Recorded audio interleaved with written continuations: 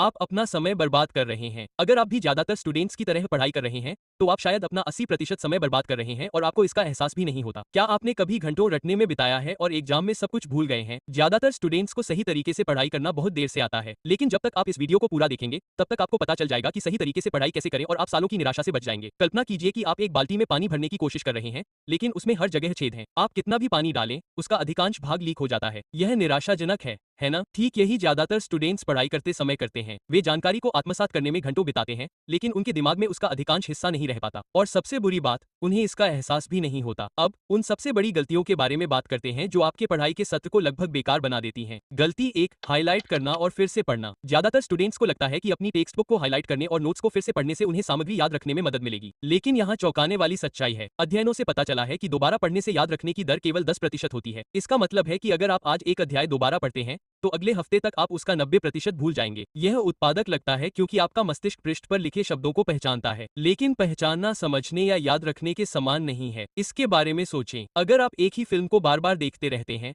तो क्या इससे आप फिल्म निर्माण के विशेषज्ञ बन जाते हैं? नहीं, आप बस कहानी से परिचित हो रहे हैं। और निष्क्रिय दोबारा पढ़ने से बिल्कुल ऐसा ही होता है। दूसरी गलती, आखिरी समय में रट्टा लगाना। सच कहूं तो हम सभी ने कभी न कभी किसी परीक्षा के लिए रट्टा लगाया है। पूरी रात जागना, बहुत ज्यादा कॉफी पीना और अपने दिमाग में जानकारी को इस तरह भरना जैसे कि वह एक सूटकेस हो जिस पर हम बस बंद करने के लिए बैठे हों। लेकिन रट्टा लगाना ज्यादा समय तक कारगर नहीं होता। बेशक आपको कल की परीक्षा के लिए कुछ जानकारी याद रह जाए, लेकिन कुछ दिनों में वह सारी जानकारी चली जाती है। पफ, इसकी वजह ये है, आपका मस्तिष्क रटाई गई जानकारी को जंक मेल की तरह मानता है। वह उसे फेंक देता है क्योंकि वह जानता है कि आपको वास्तव में उसकी आवश्यकता नहीं है। आप उसे बिना किसी कारण के अपने दिमाग में डाल रहे हैं। और अगर आप सोचते हैं, ठीक है, मुझे इसे केवल परीक्षा के लिए याद रखने की आवश्यकता है, यहाँ एक कठोर सत्य है। जो छात्र वास्तव में सामग्री में महारत हासिल करते हैं, वे हमेशा लंबे समय में आपसे बेहतर प्रदर्शन करेंगे, चाहे वह कक्षा में हो, कॉलेज में हो या अपने करियर में। गलती 3, निष्क्रिय रूप से अध्ययन करना। एक और बड़ी गलती, निष्क्रिय रूप से अध्ययन करना, जिसका अर्थ है कि आप वास्तव में जानकारी के साथ कुछ किए बिना केवल पढ़ते हैं, देखते हैं या सुनते हैं। कल्पना कीजिए कि आप तैरना सीखना चाहते हैं। क्या आप तैराकी के बारे में एक किताब पढ़ेंगे और फिर विशेषज्ञ होने की उम्मीद में पूल में कूदेंगे? बिल्कुल नहीं, आप डूब जाएंगे। हालांकि जब अध्ययन की बात आती है तो अधिकांश छात्र ठीक यही करते हैं। वे पाठ्यपुस्तक पढ़ते हैं,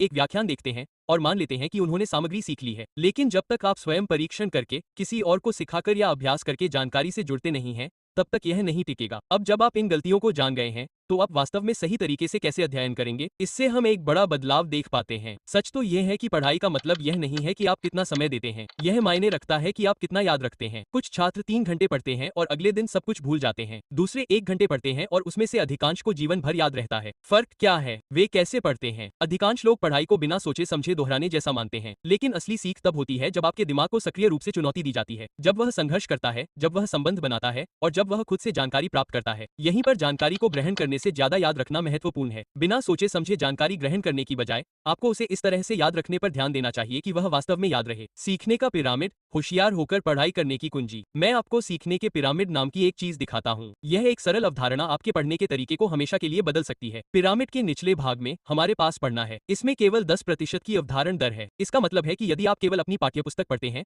तो आप उसका 90% भूल जाते हैं। इसके बाद हमारे पास व्याख्यान है। जब आप क्लास में बैठते हैं और टीचर को बोलते हुए सुनते हैं तो आप लगभग 20% याद रख पाते हैं। अब चलिए और आगे बढ़ते हैं। डेमो देखते हुए यह लगभग 30% याद रखने की क्षमता है, लेकिन यहाँ यह और भी प्रभावशाली हो जाता है। जब आप सक्रिय रूप से जानकारी के साथ जुड़ते हैं तो याद रखने की क्षमता बहुत बढ़ जाती है। किसी कॉन्सेप्ट का अभ्यास करना 75% याद रखने की क्षमता है। इसे किसी और को सिखाना 90% याद रखने की क्षमता। इसका मतलब है कि अगर आप वास्तव में पढ़ी हुई चीजों को याद रखना चाहते हैं तो आपको केवल पढ़ना बंद करना होगा और सक्रिय रूप से याद रखना, पढ़ाना और जानकारी का उपयोग करना शुरू करना होगा। और हम ठीक यही चरण दर चरण समझाने जा रहे हैं। चरण 1, सक्रिय स्मरण और परीक्षण। यदि आप आधे समय में अधिक याद रखना चाहते हैं तो आपको सक्रिय स्मरण नामक एक रणनीति की आवश्यकता है। सक्रिय स्मरण आपके मस्तिष्क को भार उठाने के लिए मजबूर करता है। निष्क्रिय रूप से जानकारी लेने के बजाय आप उसे स्मृति से बाहर निकालते हैं, जिससे वह याद रहती है। और ऐसा करने का सबसे अच्छा तरीका 2 विज्ञान समर्थित तकनीकें हैं। रणनीति 1, फाइनमैन तकनीक। यदि आप किसी चीज को सरल शब्दों में नहीं समझा सकते हैं तो आप उसे समझ नहीं पाए हैं। एक कॉन्सेप्ट चुनें और उसे 5 साल के बच्चे को सिखाने की कोशिश करें। अगर आपको परेशानी हो रही है तो उन हिस्सों को दोबारा याद करें जहां आप अटक गए थे। इससे आपको पता चल जाएगा कि आपके ज्ञान में कहां कमी है। अपनी व्याख्या को तब तक सुधारें जब तक कि वह एकदम स्पष्ट न हो जाए। यह इसलिए काम करता है क्योंकि पढ़ाने से आपका दिमाग जानकारी को व्यवस्थित करने के लिए मजबूर हो जाता है,